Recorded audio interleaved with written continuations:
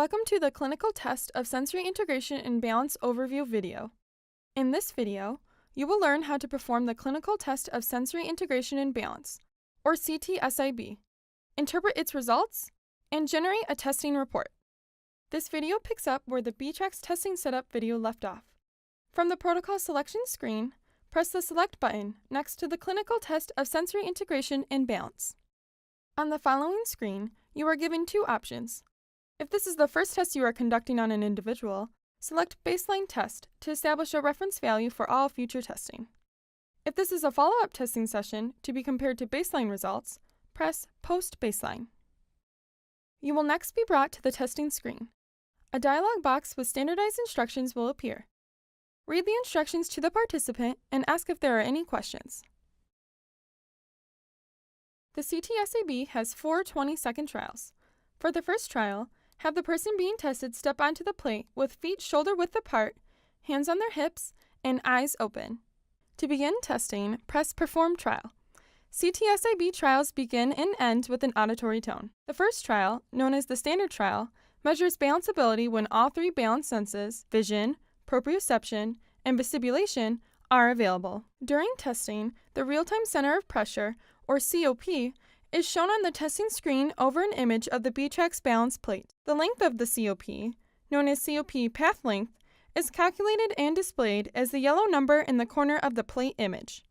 Higher path lengths indicate more postural sway and worse balanceability. After the first trial is complete, press Continue. Have the person being tested close their eyes while still standing on the plate with feet shoulder-width apart and hands on their hips. Closing the eyes will remove vision and increase the need for proprioception during the second trial. Press Perform Trial to start the second trial. After the second trial is complete, press Continue.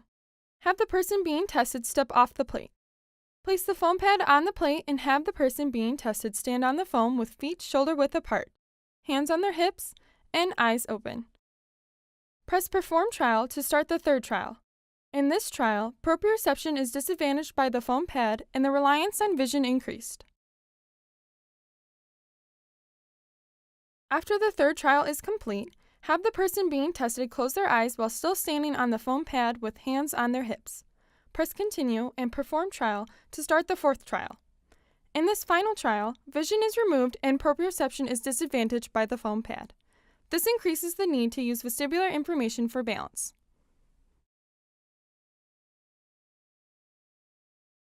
At the end of testing, a short testing note can be added that will appear on the report.